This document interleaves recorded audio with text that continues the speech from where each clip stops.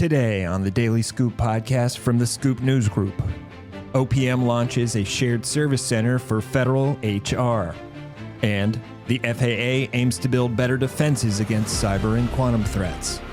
It's Wednesday, March 18th, 2026. Welcome to the Daily Scoop podcast, where you'll hear the latest news and trends facing government leaders. I'm the host of the Daily Scoop podcast, Billy Mitchell. Thanks so much for joining me. And now let's dive into the day's top headlines. A new Office of Personnel Management hub for shared human resources services is open for business, the agency announced on Tuesday.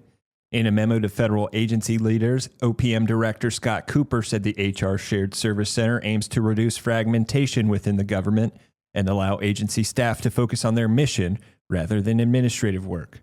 Per the memo, that new center provides a comprehensive suite of functions such as benefits management, payroll administration, performance management, recruitment, training, and workforce planning. Using those services is voluntary for agencies and is a fee-for-service model.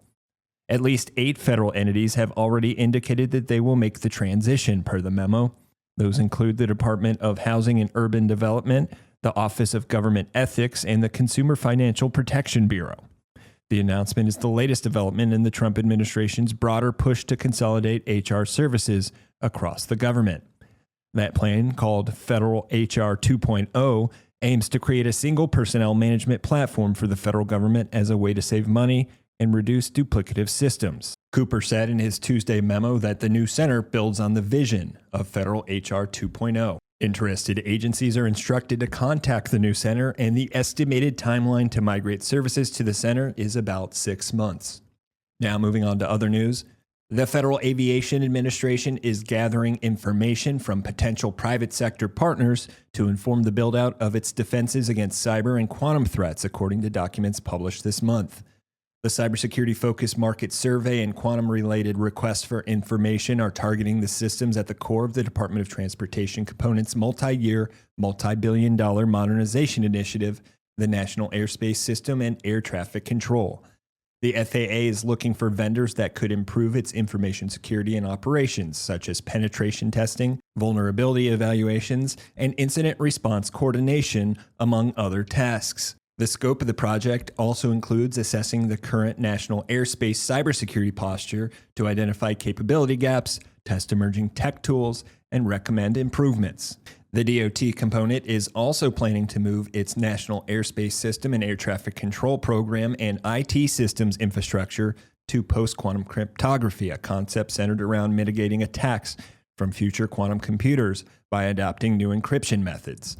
The FAA said in its RFI published last week that without quantum-resistant crypto-agile security, the NAS cannot achieve the reliability, performance, or international leadership required in the decades ahead, saying that FAA therefore views PQC not as a compliance exercise, but as a foundational enabler of modernization, one that must be embedded into every vendor solution, every system upgrade, and every step of the brand new air traffic control system. PQC is a nascent field but has captured attention across federal agencies. The FAA is looking for vendors that can shed some light on the process of transitioning to PQC, costs associated, and operational impacts along the way. Interested applicants can respond to the RFI up until April 10th, and the Cybersecurity Market Survey closes today, March 18th. For more news at the intersection of the federal government and technology, make sure to visit fedscoop.com. Thanks so much for tuning in to another episode of the Daily Scoop podcast, available on all podcast platforms. If you've already rated the podcast on your platform of choice, thanks so much. High ratings and good reviews of the show help more people to find it. The Daily Scoop podcast is a production of the Scoop News Group in Washington, D.C. Adam Butler and Carlin Fisher help put the show together, and the entire Scoop News Group team contributes. We'll be back tomorrow with more top headlines. Until then, I'm your host, as always, Billy Mitchell. Thanks so much for listening.